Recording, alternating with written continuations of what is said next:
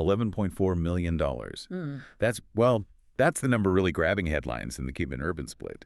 It's tied to this prenuptial thing, the $11 million clause. Yeah, it's quite something. What started, as this incentive for Keith Urban's sobriety, now it's being painted in the divorce papers as this symbol of ultimate betrayal. It's a really stark shift. That clause used to be like the core of their whole redemption story. Proof that love, maybe some strategy too, could save someone. Exactly. And now, activating it basically signals the end. It flips the script entirely, turning hope into this major financial point of contention. Welcome to Starscope Report. We're the show that gets into the Hollywood drama, the music industry twists, all the scandals. We go behind the headlines. We dig into the stories, the legal docs, everything that shows you how these big celebrity splits really work. And believe us, this isn't just your standard divorce announcement. No, not at all. Sources are saying this was managed almost like a corporate deal. Super meticulous. So today, we're diving deep into the proof, the legal papers showing the separation was agreed on weeks before anyone knew. And the custody plan. There's a huge power shift hidden in there. Oh, yeah. Plus the PR war that's already raging. 4 different stories fighting for your attention, trying to frame who's, the one who was wronged. So, to really get the PR side, you need to look at that first public image, the filing, September 30th, 2025. Less than a day later, boom. Nicole Kidman, 58, is photographed. Right, hiking near Nashville with her sister, Antonia. And that wasn't just a random walk. Definitely not. It's a statement piece. She's not hiding out. She's moving forward, literally hiking in Nashville, the city they built their life in. And having her sister there. Crucial. Antonia is pure family loyalty, right? A non-celeb presence that just sort of validates Nicole's side implicitly. The whole picture screams resilience, strength. It sets the tone straight away.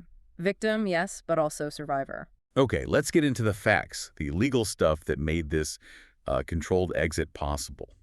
The official court filing cites irreconcilable differences, marital difficulties. Yeah, standard legal language, boilerplate stuff, really nonspecific. But what sources are revealing is that the process was anything but standard. How so?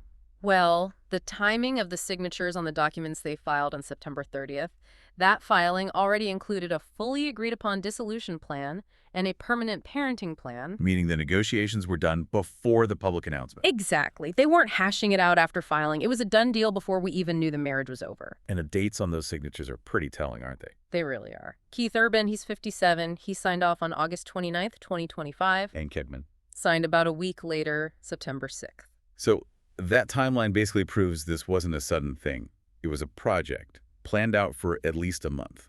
Absolutely. It shows incredible control. It minimized the legal drama, protected the kids, sure, but it also proves this was a calculated dismantling of the marriage, not some heat-of-the-moment split. They controlled the info flow until everything was signed, sealed, delivered. And that level of planning carried right over into the parenting plan for their daughters, Sunday Rose, who's 17, and Faith Margaret, 14. This is where you really see the power dynamics laid out legally. Right. The documents name Kidman the primary residential parent. The kids live with her 306 days a year. And Urban gets just 59 days. That's an 84% to 16% split written right into the legal agreement. Wow. And there's more, isn't there?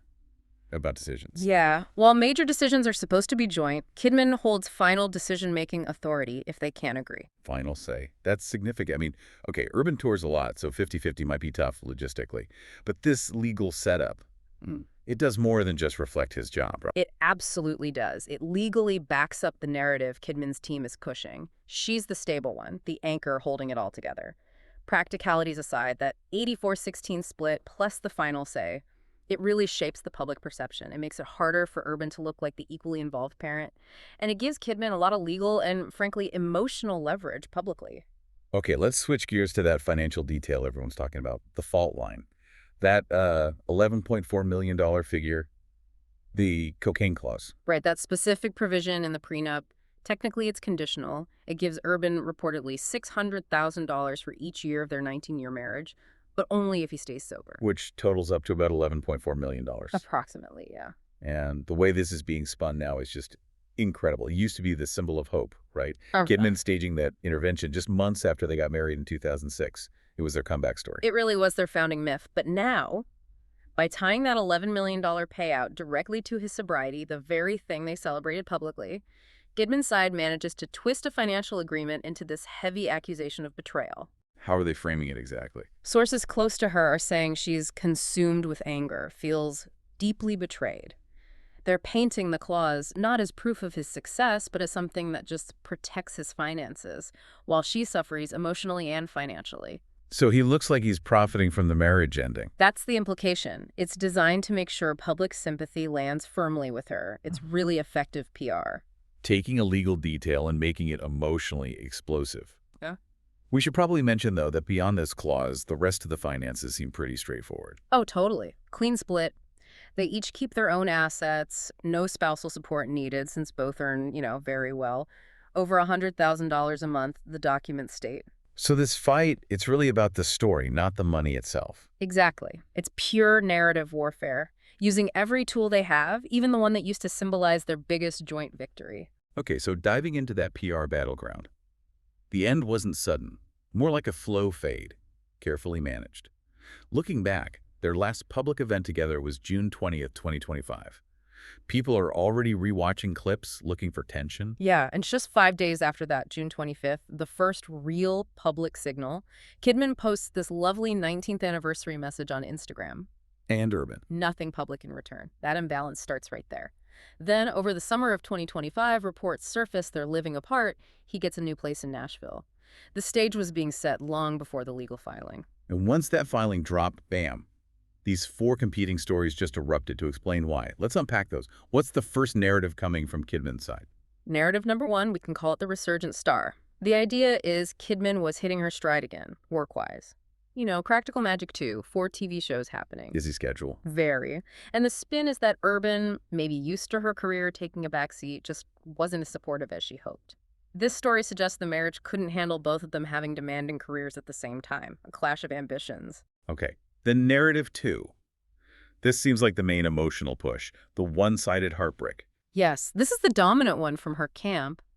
It paints Kidman as the one desperately fighting to save the marriage. She's devastated, hurt, feels very betrayed. Positioning her as the loyal spouse. Completely. It removes any blame from her, makes her relatable as the devoted partner who is forced into this. It's purely about winning sympathy. All right, narrative 3. This one feels riskier. The Nashville whispers of infidelity. Yeah, this one's explosive, but, harder to actually prove. It taps into rumors, described by some as an open secret in the music world, that Urban might have been involved with someone else. Just rumors, though. Mostly. But the suggestion alone is damaging. And sources point to things that fueled it, like Urban apparently changing lyrics in his song The Fighter, a song for Kidman to sing them to his female bandmate, Maggie Bow, on stage recently.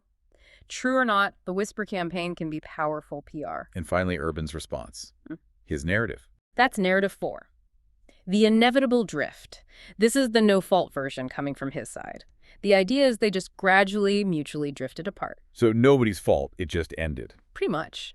Their lives were moving in different directions, the marriage ran its course.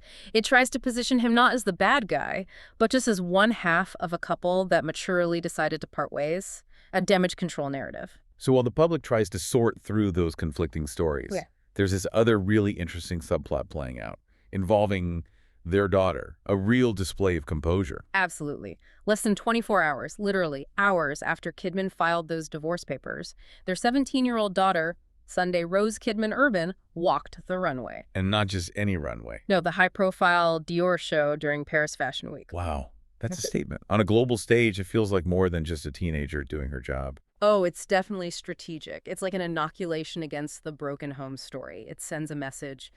Despite the personal crisis, the family unit, its professional drive, its composure, it all remains intact. The show goes on, quite literally in this case. It extends that family image of resilience to the next generation.